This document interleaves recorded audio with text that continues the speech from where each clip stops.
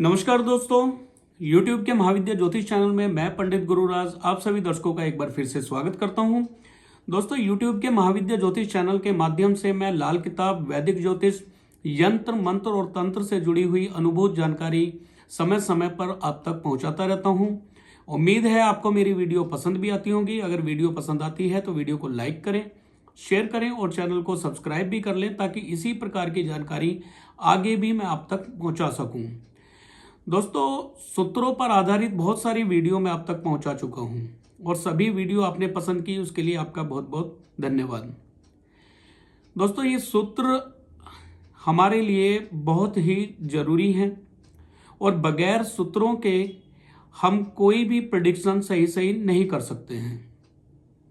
कई बार देखने में आता है कि कोई सिंगल ग्रह किसी खाने में बैठा है, अकेला ग्रह किसी खाने में बैठा है तो उसका फल कुछ और होता है, और जब उसके साथ में कोई ग्रह आ जाता है तो फल में बहुत बड़ी तब्दीली हो सकती है। कई बार कोई ग्रह अकेला बैठा हुआ बहुत अशुभ होता है और किसी ग्रह के आने पर वो बहुत शुभ हो सकता है। यानी शुभ या अशुभ दोनों में कुछ भी हो सकता है। तो इसलिए हमें ग्रहों की युति के बारे में भी जानकारी होनी चाहिए। आज मैं आपको ग्रहों की कुछ युति से पड़ने वाले प्रभाव के बारे में बताने वाला हूं। उम्मीद है आज की वीडियो भी आपको पसंद आएगी।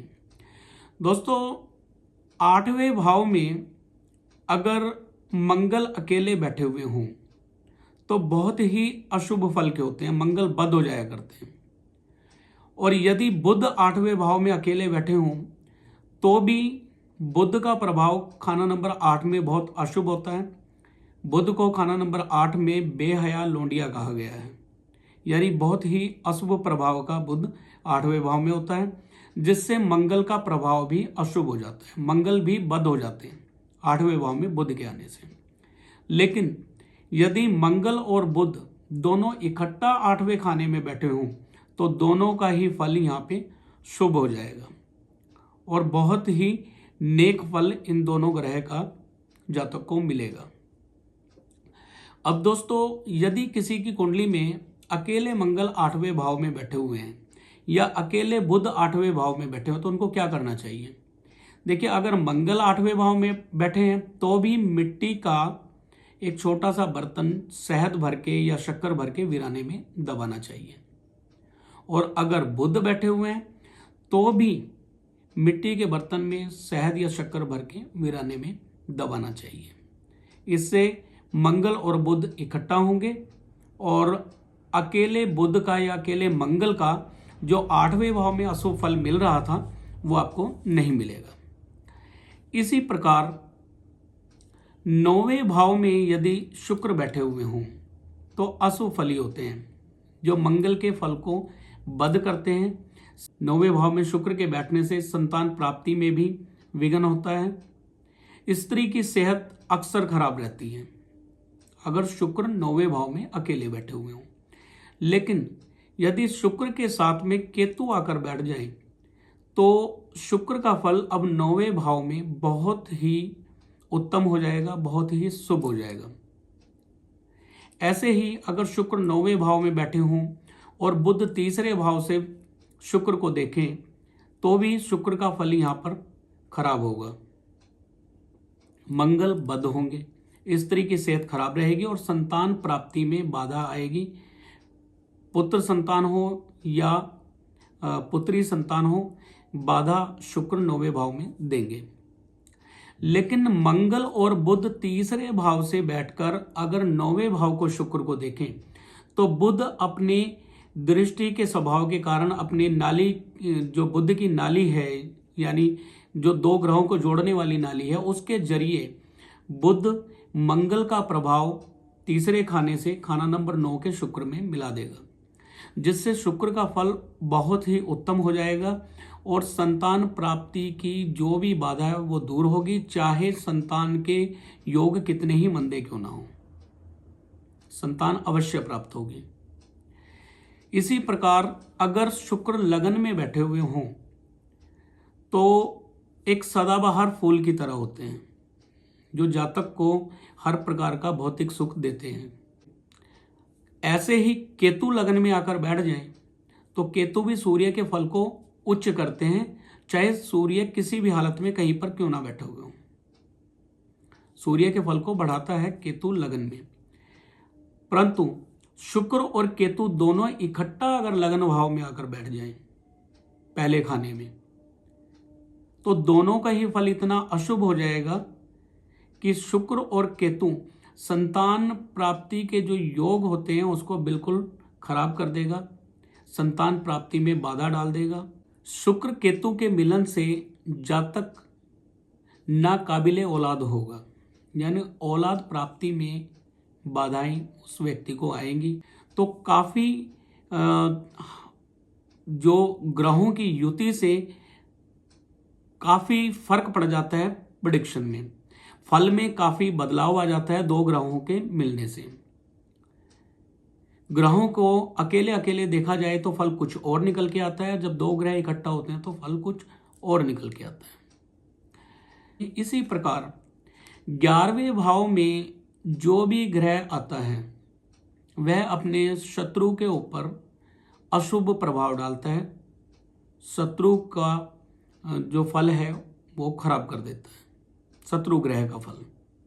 उदाहरण के तौर पे यदि 11वें भाव में राहु आकर बैठ जाए तो बृहस्पति का फल बिल्कुल मंदा हो जाएगा। बृहस्पति यानी पिता, पिता को गोली मारे, ऐसा लाल किताब में बोला गया है। तो यदि 11वें भाव में राहु बैठे हैं तो पिता की आयु के लिए, पिता की धन संपदा के लिए, घर में रखे सोने के लिए कोड़ का कार्य करेगा, यानी सोने की हालत खराब कर देगा, सोना बिकवा देगा, पिता को मृत्यु तुल्य कष्ट देगा, पिता की आर्थिक हालत मंदी कर देगा। इसी प्रकार अगर 11वें भाव में केतु आ जाए तो चंद्र का फल खराब हो जाएगा, माता की आयु कम होगी, माता की सेहत में प्रॉब्लम रहेगी, मन की शांति खराब रहेगी, मन को शांति नहीं मिलेगी। ऐसे ही अगर चंद्रमा 11वें भाव में आ जाए तो भी केतु का फल यहाँ पे खराब होगा, माता के रहते केतु यानी नर औलाद नहीं होगी। 11वें भाव में जो भी ग्रह आएगा वो अपने शत्रु का नाश करेगा। 11वें भाव में अगर सूर्य आ जाए तो शनि का फल खराब हो जाएगा। इसी प्रकार अगर बुध आ जाए तो भी चंद्र का फल खराब हो जाएगा यहाँ पे। तो 11वें भाव में बैठे हुए ग्रह अपने शत्रु के फल को खराब करते हैं, शत्रु को नष्ट करते हैं। बृहस्पति किसी भी भाव में बैठे हुए हों, कुंडली के 12 खाने होते हैं और इन 12 ही भाव में बृहस्पति कहीं पर भी बैठ जाए, कितनी ही शुभ स्थिति में क्यों ना हो, यदि बृहस्पति के पक्के घर 2, 5, 9, 11 या 2, 5, 9, 11 और 12 इन खानों में यदि बृहस्पति के शत्रु आकर बैठ जाएं, बुध शुक्र राहु आकर बैठ जाएं, तो बृहस्पति का फल बिल्कुल उलट हो जाएगा।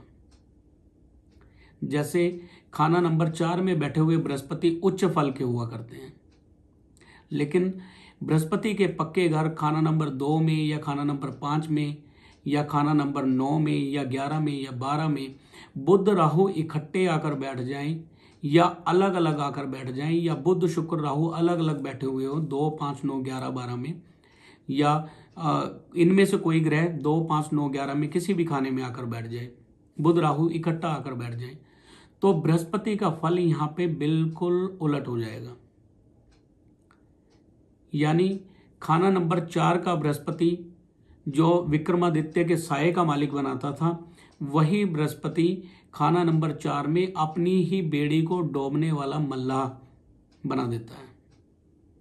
तो इस प्रकार ग्रहों की स्थिति से भी बहुत ज़्यादा फल में बदलाव आ जाता है।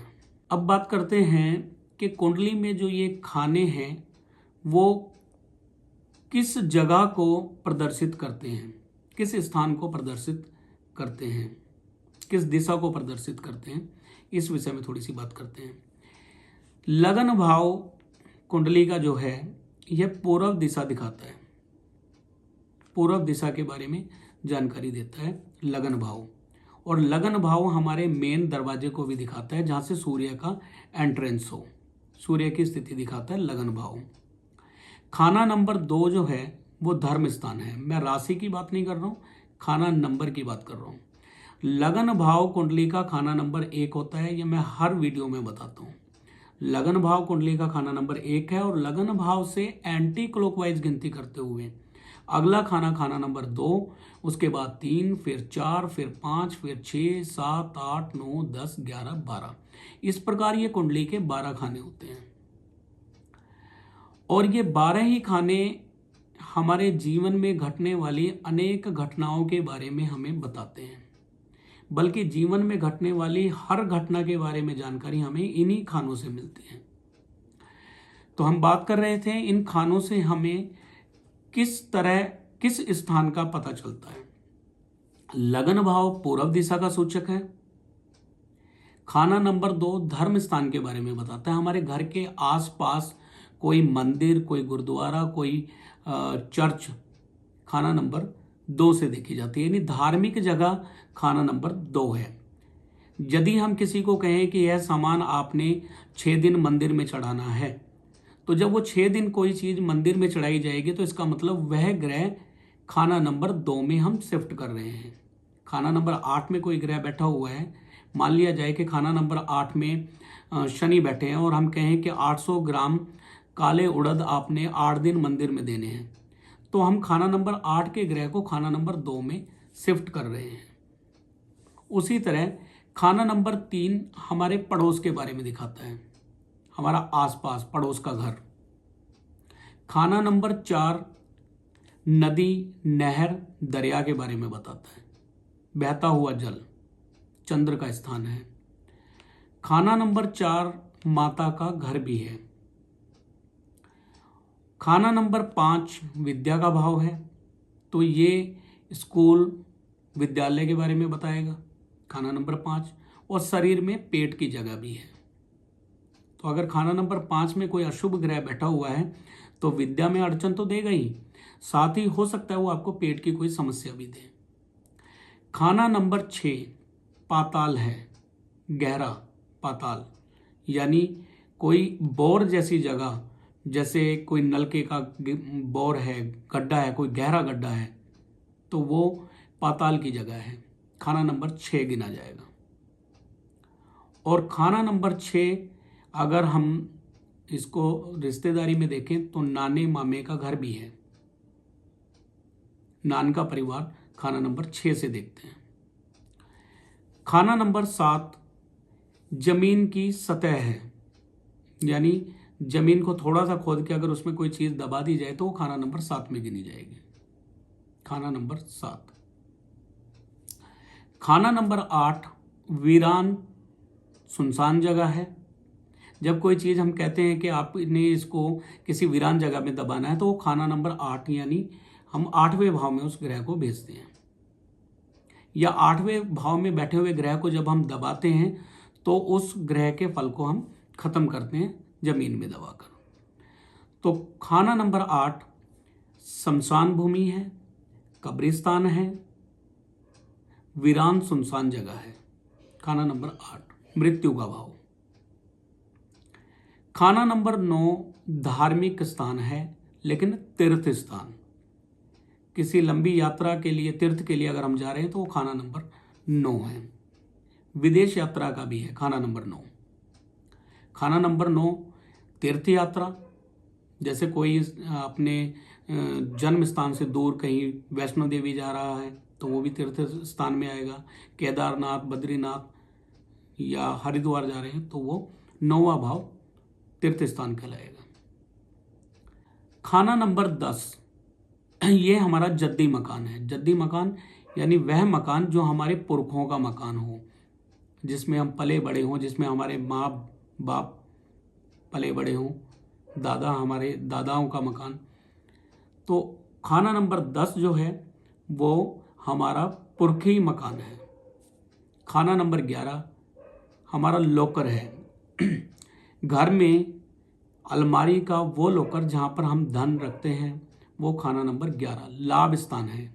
यानी अगर कोई वस्तु हम खाना नंबर 11 में पहुँचाना चाहते हैं तो अगर हम लॉकर में रखेंगे तो वो खाना नंबर 11 में दिखाई देगी। यानी खाना नंबर 11 में उसका प्रभाव पड़ेगा। खाना नंबर 12 कुंडली का खर्च भाव है, लेकिन यह हमारे सपन का भाव भी है। खाना नंबर 12 हमारे बेडरूम का भी है, यानी जहां हम सोते हैं, सिरहाने का घर, जगह, सर के पास की जगह, सोने के बाद सर के पास की जगह खाना नंबर 12 है। खाना नंबर 12 पीरों की जगह है। खाना नंबर 12 आकाश है। खाना नंबर 12 विदेश है। तो इस प्रकार खाना नंबर 12 छत का भाव भी है। मकान की जो छत होती है, ऊपर टेरेस, वो भी खाना नंबर 12 है। विदेश खाना नंबर 12 है। पीरों की जगह खाना नंबर 12 है। इसीलिए अगर बुध 12वें भाव में बैठे हुए हों तो नीच भाव के हो जाते हैं, और जिनके बुध 12वें भाव में बैठे हुए हों तो ऐसे लोग अगर हरी चादर पीरों की जगह पर चढ़ाएं तो बुध और बुरा प्रभाव देगा। वैसे ही कोई इंसान अगर हरी चादर किसी पीरों की जगह पे चढ़ाता है तो वो अपना बुध खराब करता है, बुध खराब हो जाता है, क्योंकि बुध कुंडली के 12वें भाव में चला जाता है, और 12वें भाव में बुध नीच प्रभाव दिया करते हैं। तो हरे रंग की चादर चढ़ाने की बजाय अगर आप कलियों की चादर, फूलों की चादर चढ़ाते हैं तो वो शुक्र को उच्च करने वाला काम होगा, क्योंकि 12वां खाना पीरों की जगह है, और पीरों की जगह पर अगर हम कलियों की चादर चढ़ाते हैं तो हमारे शुक्र उच्च होंगे।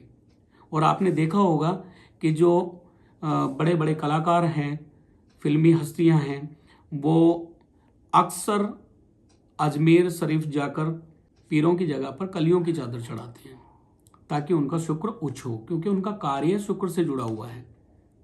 मनोरंजन का कार्य, फिल्मी दुनिया, यह शुक्र से जुड़ी हुई है, और यही कारण है कि शुक्रवार को ही कोई भी फिल्म जो रिलीज होती है वो शुक्रवार को ही रिलीज होती है। दोस्तों, यदि शनि लगन भाव में बैठे हुए हों और बृहस्पति छठे या 7वें भाव में आ जाए, शनि लगन भाव में हो और बृहस्पति छठे या 7वें भाव में आ जाए, या बृहस्पति लगन भाव खाना नंबर 1 में आ जाए और शनि तीसरे, छठे या 9वें भाव में हो, तो अब ये एक लंबी धन रेखा के तरह का होगा, और ऐसा इंसान शादी के बाद से और ज्यादा तरक्की करेगा और धन की यह रेखा लंबी होती चली जाएगी, यानी धन लाभ के लिए बड़ा उत्तम ये एक योग बनता है। शनि लगन भाव में हो और बृहस्पति छठे या 7वें भाव में आ जाए, या बृहस्पति लगन भाव में हो और शनि तीसरे भाव में या छठे भाव में या 9वें भाव में आ जाए। लेकिन यह शुभ प्रभाव तब तक रहेगा जब तक वर्ष फल में बृहस्पति और शनि में से कोई एक नीच नहीं हो जाता, या खाना नंबर 1 में शनि आ जाए, या बृहस्पति खाना नंबर 10 में वर्ष फल में आ जाए। वर्ष फल में जब भी शनि लगन भाव में आएंगे तो ये धन की रेखा कुछ समय के लिए, यानी उस साल के लिए रुक जाएगी। धन आएगा लेकिन उस मात्रा में नहीं आएगा।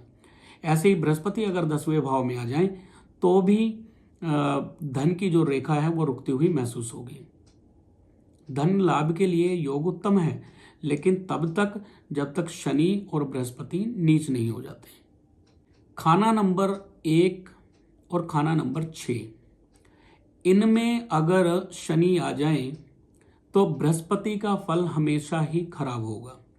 शनि जब भी लगन भाव में आएंगे या शनि खाना नंबर 6 में आएंगे तो बृहस्पति का फल अक्सर खराब हो जाया करता है। लेकिन यहां पर एक बात और ध्यान रखें कि शनि जब छठे भाव में आते हैं तो इनका फल शक्की होगा, शुभ भी हो सकता है, अशुभ भी हो सकता है खुद का फल, लेकिन बृहस्पति का फल खराब होने का बहुत ज्यादा चांस बनते हैं। शनि जब भी लगन भाव में आएंगे तो हो सकता है सोने का नुकसान कराएं, सोना बिक जाए या गुम हो जाए या चोरी हो जाए। उसी प्रकार शनि जब छठे भाव में आते हैं तो भी काम कारोबार को अचानक से बंद कर देते हैं, या चाचे का काम बंद कर देते हैं, क्योंकि शनि चाचा के कारक हैं।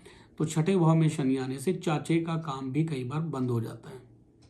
यदि शनि छठे भाव में बैठे हुए हों और मंदी निशानी नजर आ रही हों, तो नारियल और बादाम बहते हुए जल में बहा देना उत्तम होगा।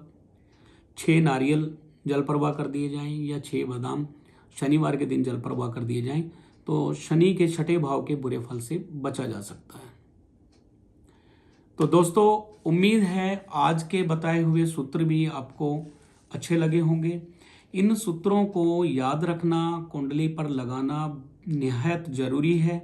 अगर आप सिंगल ग्रहों को देख रहे हैं तो फल हो सकता है कुछ और हो, और जब युति में ग्रहों को देखेंगे तो उसका फल बिल्कुल ही बदला हुआ आपको दिखाई देगा।